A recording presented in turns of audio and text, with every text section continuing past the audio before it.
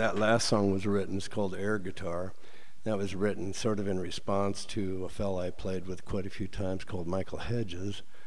And back a few years ago, before he passed away, tragic car accident, he was pretty inspirational to me as far as learning that sort of a tapping style. There weren't too many guys back then doing it, maybe like him, Steve Vai, Preston Reed.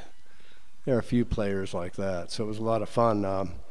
And the story I have to tell about that is I'd been playing a lot, doing a lot of that type of stuff. I don't do as much anymore, but I was playing a lot, and one day I'm in the bathtub soaking my bad back, and I get this call from this guy who I thought was a friend, and I remember in 1983 I went and saw Hedges play, and I didn't have a guitar, and it took me a year to save up for a guitar to buy one that was worth playing anyway, that I could learn this stuff on. Up until that time, I had this classic guitar I was trying to do this stuff with a big hole in it. I remember that. I don't have that anymore. I wish I had. It was kind of a cool guitar. But I remember I was laying in the bathtub, man, taking my pressure off my back, and I get this phone call, and I answer it, and he said, "Hello, this is blah, blah, blah, and I'm doing a show, and Michael Hedges is going to be there," and his manager said, "Why don't we do a show together, you and him?" And I'm just kind of like, "Yeah, right, who is this?" And I hung up because I thought it was this friend of mine, Charlie, who owned a guitar store. It sounded just like him, and he called back, and he says, "I'm serious, this is blah, blah, blah." And I said, "Really? Are you kidding?" I couldn't believe it. So after seeing my idol play like 1983, in 1997 or 6, I think it was 6 or 7, I have to look. I got to play with him the first time, so that was a lot of fun. And he started this kind of, didn't start it, slap bang style, but I asked him, "How did you come up with that idea?" And he said, "Come up with it? Man, flamenco guitarists have been doing this for centuries." And I'm going like, "Oh yeah." I used to, when I was a kid, I have a twin brother, and I'll be telling you a little bit about him. But we'd go out, and 3 o'clock in the morning, we lived on a farm. I grew up in South Dakota. Lived a lot of their places, but grew up there. And in the middle of the night, a lot of times I would get him up, and we'd go out and just, middle of the night, just lay on our backs. And on those beautiful nights where it's really, it's almost like the sun is out, only it's not. And it was brisk a lot of times. You'd see the northern lights where we were from. You could see the northern lights just perform, It was really beautiful, and they'd just be shimmering, and we'd just kind of sit there and watch them. And so anyway, a lot of times, too, you could see, because it was so bright, there were still clouds in the sky, and you could see them go by. So I wrote this song in memory of that called "Sleeping on Clouds."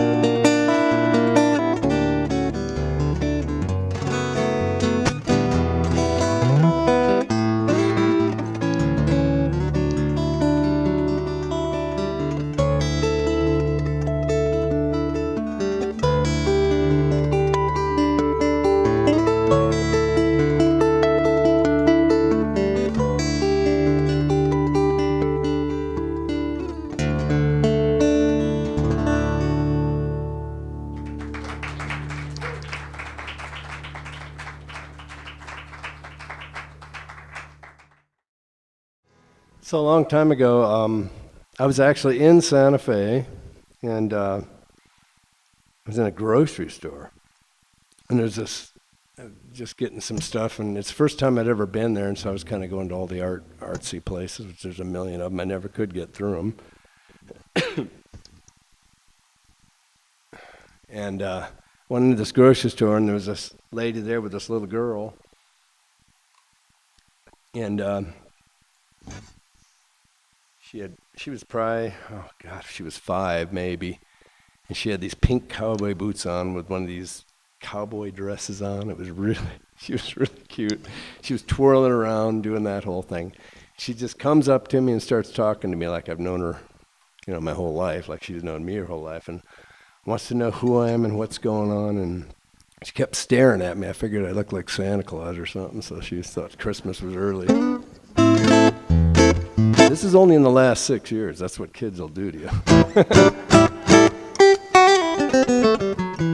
And she was just, it was so fun just talking to her. And her mother said, I've never seen her take on with someone like that before. I can't figure out what's going on. I said, I don't know. It's kind of funny. But after I left, I started thinking about that. It was just kind of a funny little memory. So I wrote a song for her since I was in Santa Fe. And it's kind of a little flamenco thing. And I call her name. This is the gist of the whole story. I asked her mother, well, what's her name? I didn't even ask her. I asked her, what's her name? We call her Nevada. That's her name. So I just thought, Nevada, huh? It fit her, though. You would have had to seen her. So I just called this Little Nevada.